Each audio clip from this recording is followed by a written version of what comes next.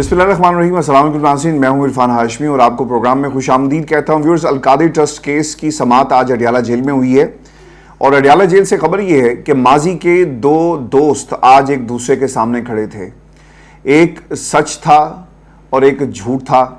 जो सच्चा था वो मुस्कुरा रहा था और जो झूठ बोल रहा था वो थर थर कांप रहा था। ये अलकादरी ट्रस्ट केस की जी समाअत हुई अडियाला जेल में और वहाँ पर देखने वालों ने क्या मंजर देखा मैं आपके सामने वन बाय वन रखूँगा, क्योंकि पाकिस्तान का ये जो बकाऊ मीडिया ना ये रिपोर्ट ऐसे नहीं करता। किसी ने नहीं बताया होगा कि ये टांगें किसकी कांप रही थी, कौन कांपता हुआ इमरान खान के सामने पेश हुआ। एहतसाब अदालत के जज हैं जी मोहम्मद अली वड़ाई साहब, उन्होंने अडियाला जेल के अंदर इस रेफरेंस की अलकादरी ट्रस्ट केस की समाअत की है और गवाह के तौर पर जो केपी के साबिक वज़ीर आला हैं परवेज़ खटक साहब को अदालत में पेश किया गया। अब परवेज़ खटक साहब खुद नहीं आए, इन्हें लाया गया है। जिस तरह जो प्रिंसिपल सेक्रेटरी थे आज़म खान, उनको उठाया गया और उठाने के बाद उनको गायब कर दिया गया और फिर वक्त पड़ने पर उन्हें अदालत के सामने पेश किया जाता है। और इन्हीं के बारे में हमने इसी प्लेटफॉर्म में ये सबसे पहले इस्तिलाह इस्तेमाल की थी कि अगवा बराए बयान, अगवा बराए तवान होता है ना, लेकिन यहाँ पे तवान का मामला नहीं था। अगवा इसलिए किया गया ताकि बयान दिलवाया जा सके। और परवेज़ खटक साहब के हवाले से मैं आपको आगे बढ़ने से पहले एक बात ये भी बता दूं कि इस्टेब्लिशमेंट इन्हें किस तरह लेकर आई।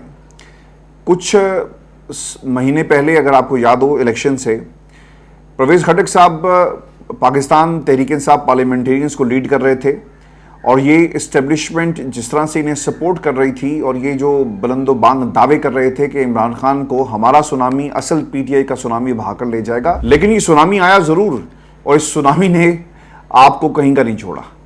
परवेज़ खटक साहब की जमात जब इन्होंने इस्तीफ़ा दिया तो इन्हीं की जमात के जो दूसरे सरबराह हैं उन्होंने ये ऐलान किया था कि अगर इमरान खान चाहें तो हम इस्टेब्लिशमेंट से इनकी बात कर सकते हैं। तो इन्होंने अपने इस्टेब्लिशमेंट के ताल्लुकात और जिस तरह से इनको लॉन्च किया गया उसके ऊपर मोहर लगाई ये बयान देकर। परवेज़ खटक साहब को जी आज पूरे प्रोटोकॉल के साथ अदालत में लाया गया और लाने वालों को ये भी ख़तरा था कि परवेज़ खटक कहीं मुकर ना जाएं, लिहाजा सख्त पहरा था और परवेज़ खटक साहब थे।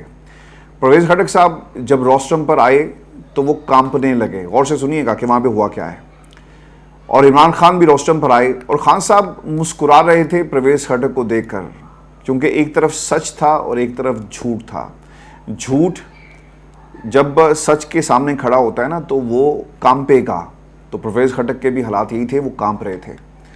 परवेज़ खटक साहब के अंदर हिम्मत नहीं हुई कि वो सच का मुकाबला कर सकते, सच की आंखों में आंखें डालकर बात कर सकते। और फिर हुआ ये जी कि दो वकला जो उनके साथ आए थे वो दरमियान में खड़े हो गए ताकि इमरान खान से परवेज़ खटक का सामना ना हो। और परवेज़ खटक इमरान खान से बार बार आंखें जो हैं वो चुरा रहे थे और ये बात जब वकला ने देखी तो वो दरमियान में आकर खड़े हो गए ताकि परवेज़ खटक अपने बयान से कहीं मुकर ना जाएं। और खान साहब का जो देखना था, जिस तरह से मुस्कुरा रहे थे, अगर ये असरअंदाज हो जाता तो गेम परवेज़ खटक साहब नहीं, जो इनका ओपनिंग प्लेयर था इस पूरे खेल के अंदर, वो ओपनिंग प्लेयर फौरी तौर पर आउट हो जाता। आउट तो खैर ये पहले भी हो गया है, लेकिन दो वकला ने इनको रेस्क्यू किया है। व्यूअर्स, एक और भी काम हुआ। खान साहब ने जब खटक साहब को कामते हुए देखा ना तो खान साहब से रहा नहीं गया और उन्होंने ये कहा कि यार इसको कोई सहारा दे, ये कहीं गिर ना जाए। और परवेज़ खटक साहब ने अपना बयान अदालत में जमा करवाया कि शहजाद अकबर ने काबीना को बताया था कि पाकिस्तान से गैर कानूनी तौर पर बाहर एक बड़ी रकम जो है वो भिजवाई गई है जो बरतानिया में पकड़ी गई है। शहजाद अकबर ने यह भी बताया कि पकड़ी गई रकम पाकिस्तान को वापस की जाएगी।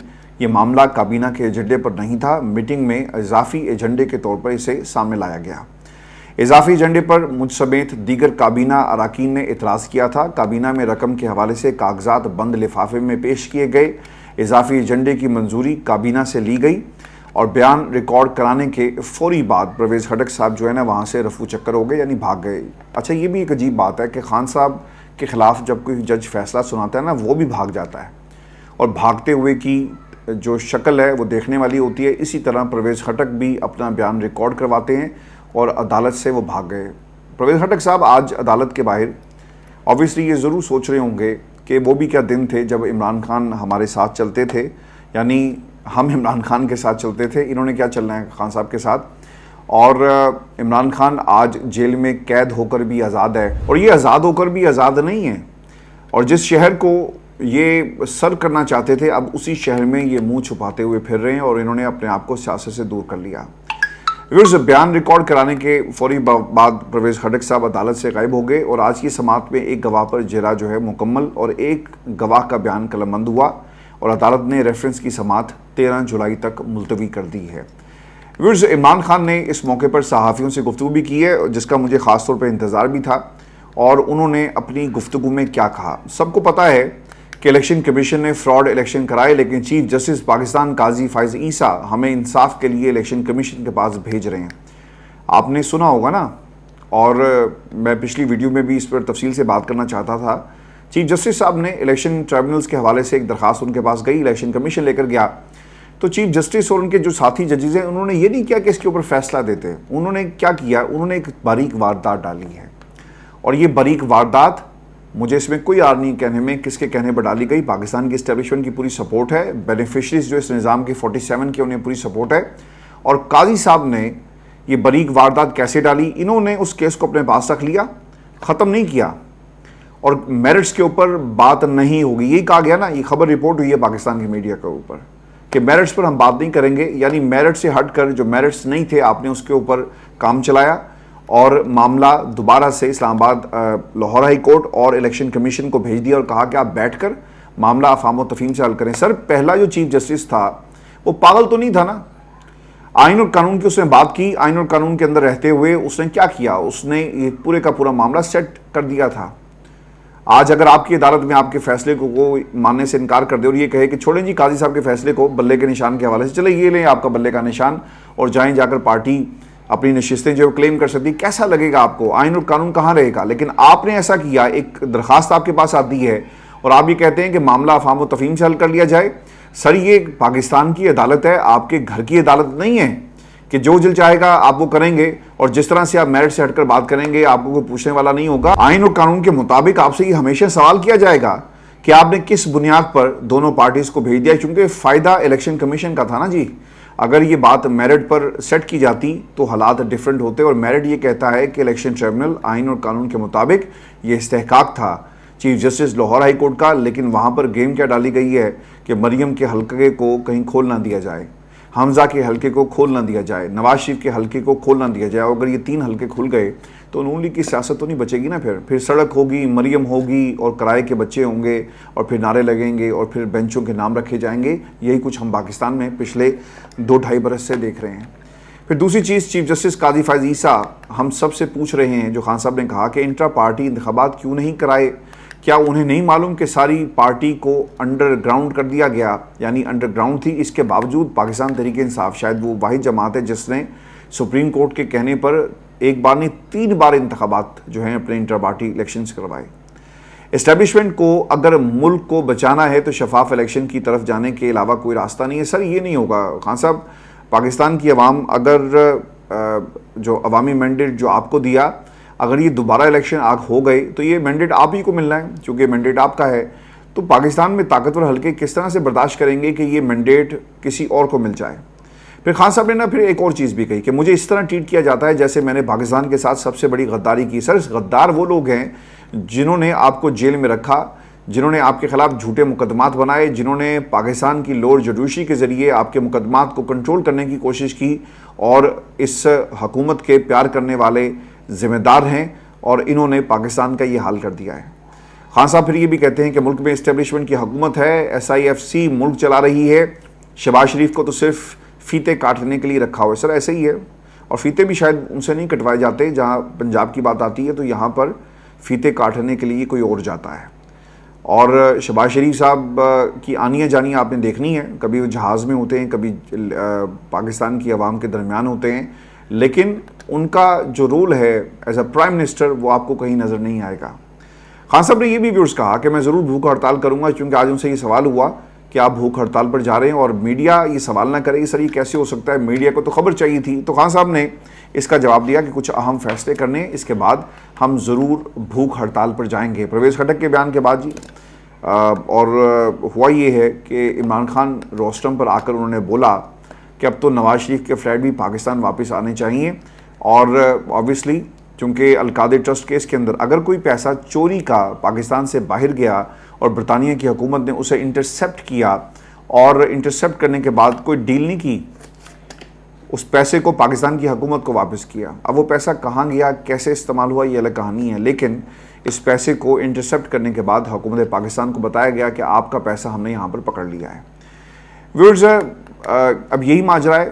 اسی بنیاد پر چونکہ اگر ملک ریاض کا پیسہ پاکستان واپس آ سکتا ہے تو پھر پاکستان کی عوام کا پیسہ بھی پاکستان واپس آنا چاہیے، اور یہ جو لندن کے فلیٹس ہیں جن کے حوالے سے پاناما میں اور باقی جو شواہد اس وقت جو ریکارڈ پر موجود ہیں جو ہمیں بتاتے ہیں کہ یہ پیسہ کیسے باہر گیا، اور یہ پیسے کا جب سوال کیا گیا نواز شریف سے، ان کے بچوں سے، تو کسی کو کچھ معلوم نہیں تھا کہ یہ پیسہ کیسے باہر آیا، اور ہر فرد نے ایک ڈیفرنٹ کہانی جو ہے وہ ہمیں سنائی۔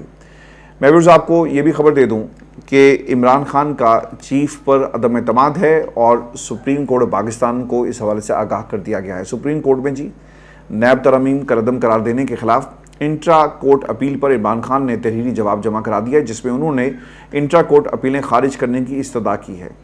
عمران خان نے جواب میں یہ بھی کہا کہ کرپشن بچانے کے لیے قوانین میں ترامیم کسی بنانا ریپبلک میں بھی نہیں ہوتی، میرا موقف واضح ہے کہ میری ذات کا نہیں بلکہ ملک کا معاملہ ہے۔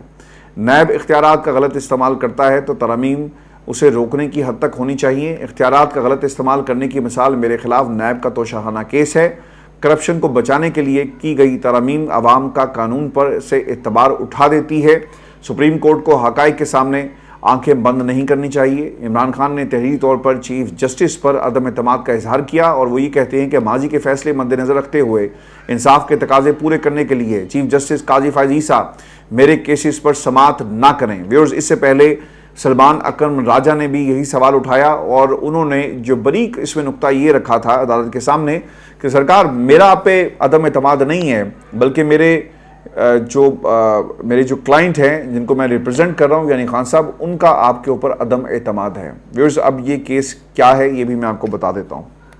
پی ڈی ایم حکومت نے کچھ نیب ترامیم کی تھی، آپ کو یاد ہوگا، اور ان کے مطابق 90 روز کا ریمانڈ کم کر کے 40 روز کر دیا گیا۔ اس کو عمران خان نے چیلنج کیا، پھر یہ نیب ترامیم معطل ہو گئی۔ حکومت نے انٹرا پارٹی کورٹ اپیل دائر کی، اس پر چیف جسٹس کی سربراہی میں بینچ بنا۔ عمران خان بھی اڈیالہ جیل سے پیش ہوتے رہے، اور اب اس کیس کا فیصلہ محفوظ ہو چکا ہے۔ اسی کیس کے دوران جسٹس جمال مندوخیل اور جسٹس اطہر ملہ نے عمران خان کو مشورہ دیا تھا کہ آپ بیٹھ کر دوسرے سیاستدانوں کے ساتھ معاملات حل کریں، اور اگر آپ کو یاد ہو تو فاروق چنائک کو قاضی صاحب نے کیمرے کے سامنے کر دیا تھا کہ آپ کو ان سے اتنا خوف کیوں ہے، یہ آپ کی بات سنیں گے، اور پھر اس کے بعد یہی ہوا، اور معاملات سیاستدانوں کے ساتھ آپ کو حل کرنے چاہیے ورنہ حالات اچھے نہیں ہیں۔ اسی کیس کی آڈیو بھی کچھ دن کے بعد جو ہے وہ لیک ہوئی، جس میں عمران خان کو 15 منٹ تک دلائل دیتے ہوئے جو ہے وہ سنا جا سکتا ہے۔ چیف جسٹس پر عدم اعتماد، کچھ ہی دن پہلے چیف جسٹس پر نیاز اللہ نیازی نے عدم اعتماد کا اظہار کیا، پی ٹی آئی کے وکیل تھے، لیکن سلمان اکرم راجہ نے کہا کہ ہمیں آپ پر اعتماد ہے۔ سلمان اکرم راجہ اور حامد خان کو تنقید کا نشانہ بھی بنایا گیا کہ یہ دونوں وکلا چیف جسٹس پر عدم اعتماد کیوں نہیں کر رہے۔ میں نے آپ کو اس کی وجہ بتا دی تھی کہ انہوں نے دوسرے کیسز میں پیش ہونا ہوتا ہے، تو اگر یہ خود سے عدم اعتماد کر دیں گے تو اوبویسلی اس کے کانسیکوینسز ان کے دیگر مقدمات کے اوپر بھی پڑیں گے، کیونکہ چیف صاحب اگر کسی اور مقدمے میں پیش ہوں گے تو وہ یہ کہیں گے کہ بھئی آپ کو تو میری عدالت پر اعتبار ہی نہیں ہے، اعتماد ہی نہیں ہے، تو آپ کا کیس میں نہیں سنوں گا۔ یہ ہو سکتا ہے نا جی، لیکن جو اس میں بہت ہی اہم نقطہ اور ایک ٹیکنیکل پوائنٹ یہ ہے کہ سلمان اکرم راجہ نے کہا کہ مجھے آپ پر جو عدم اعتماد نہیں ہے بلکہ مجھے میرے کلائنٹ کی طرف سے ہدایت ہے، یعنی میرے کلائنٹ کو ماضی میں آپ کے اوپر عدم اعتماد تھا، لیکن اب تو جی تحریری طور پر یہ بات سامنے آ گئی۔ کیا اب یہ دونوں وکلا چیف جسٹس پر عدم اعتماد کریں گے؟ کیا چیف جسٹس اب پاکستان تحریک انصاف کے کیسز سے الگ ہوں گے؟ یہ ایک انتہائی اہم معاملہ ہے، کیونکہ ماضی میں آپ کو یاد ہوگا کہ جسٹس طارق محمود جہانگیری صاحب پر جب عدم اعتماد کیا گیا تو انہوں نے کہا کہ نہیں ہوتا اس بینچ سے الگ تو آپ کیا کر لیں گے، تو وہ الگ نہیں ہوئے تھے۔ تو یہ جج کی ثوابدید ہوتی ہے، وہ ہو نہ ہو، اٹ آل ڈیپینڈس کہ وہ کیا چاہتا ہے اور وہ کس قسم کا فیصلہ دینا چاہتا ہے۔ اور ویورز آپ کو یہ بھی خبر دے دیں کہ اسلام آباد ہائی کورٹ کے جج ہیں جسٹس طارق محمود جہانگیری صاحب، اور انہیں ایک دھمکی امیز کال موصول ہوئی ہے، اور اس کے ساتھ ساتھ سپریم کورٹ آف پاکستان کا فل کورٹ اجلاس، اس کی کہانی بھی میں آپ کو سنا دیتا ہوں۔ 13 ججز نے جی سر جوڑ لیے ہیں، اور وہ کیا فیصلہ کر رہے ہیں اس کا بھی حال احوال میں آپ کے سامنے آگے چل کر رکھوں گا۔ اسلام آباد ہائی کورٹ سے جی اہم خبر یہ سامنے آئی ہے کہ اسلام آباد ہائی کورٹ کے جسٹس طارق محمود جہانگیری کے ہائی کورٹ آفس کو 2 روز پہلے مشکوک کال موصول ہوئی اور انہیں کچھ میسیجز بھی بھیجے گئے۔ مشکوک کال کرنے والے نے خود کو ڈی جی ایف آئی اے متعارف کرایا۔ تحقیقات کے بعد پتہ چلا کہ ڈی جی ایف آئی اے نے کوئی کال نہیں کی۔ مشکوک کال کرنے والا جسٹس طارق محمود جہانگیری سے فون پر بات کرنا چاہ رہا تھا۔ مشکوک نمبر سے جسٹس طارق محمود جہانگیری کے موبائل نمبر پر مشکوک میسیجز بھیجے گئے۔ مشکوک کال کے بعد جسٹس طارق جہانگیری نے رجسٹرار کو طلب کر کے موبائل نمبر کے حوالے سے ایف آئی اے کو فوری رپورٹ کرنے کی ہدایت بھی کی ہے جی، اور یہ کیس ایف آئی اے کو رپورٹ بھی کر دیا گیا ہے۔ جسٹس جہانگیری کے خلاف جی پہلے جعلی ڈگری کا ایک کیس اور ایک مہم چلائی گئی، پھر جسٹس جہانگیری کے خلاف ریفرنس دائر کیا گیا کہ انہوں نے ججز کالونی میں گھروں اور پلاٹوں کی الاٹمنٹ پر اثر انداز ہونے کی کوشش کی، اور پھر آج ان کے خلاف اسلام آباد ہائی کورٹ میں ایڈوکیٹ داؤد نے درخواست دائر کی کہ جسٹس جہانگیری کی جعلی ڈگری کی تحقیقات کرائی جائیں، اور ان کا قصور صرف یہ ہے کہ انہوں نے ٹہریان کیس ناقابل سماعت قرار دیا۔ وہ اسلام آباد کے 3 حلقوں کا کیس جی سن رہے ہیں سپریم کورٹ میں جی۔ اسی حوالے سے میں آپ کو ایک اور بھی خبر دے دیتا ہوں کہ ایک انتہائی اہم اجلاس جاری ہے، اور سپریم کورٹ میں آج اہم ترین جو اجلاس ہوا ہے اس میں 13 ججز اس میں شامل تھے جی، سارے کے سارے سر جوڑ کر بیٹھ گئے ہیں، اور اس میں مخصوص نشستوں کے فیصلے پر مشاورت کی جا رہی ہے۔ اور کل مخصوص نشستوں کا فیصلہ محفوظ کیا گیا تھا۔ سپریم کورٹ جو صحافی کور کرتے ہیں ان کے مطابق کل فیصلہ اس لیے نہیں سنایا گیا کیونکہ کل چیف جسٹس جو ہیں وہ اکثریت کھو چکے تھے، اور فیصلہ اس لیے ہولڈ کیا گیا تاکہ چیف جسٹس دوسرے ججز پر اثر انداز ہو سکیں۔ یہ اسلام آباد کے جی صحافی اور وہ صحافی جو اسلام آباد ہائی کورٹ کو کور کرتے ہیں وہ آپ کو یہ کہانی سناتے ہوئے نظر آئیں گے۔ دیکھنا یہ ہوگا کہ قاضی صاحب کتنے ججز کو مینیج کر پاتے ہیں، اور پٹاری میں سے کیا نکال کر آفر کیا جاتا ہے۔ یہ ایک انتہائی اہم پوزیشن ہوگی ان تمام ججز کے لیے کہ وہ آئین کے ساتھ کھڑے ہوتے ہیں یا پھر قاضی صاحب کے ساتھ کھڑے ہوتے ہیں۔ ویورز، یہ شو تھا آج کا ہمارا، اپنے کمنٹ ضرور بھیجیے گا، چینل کو سبسکرائب کرنا مت بھولیں۔ اجازت دیجیے، اللہ نگہبان۔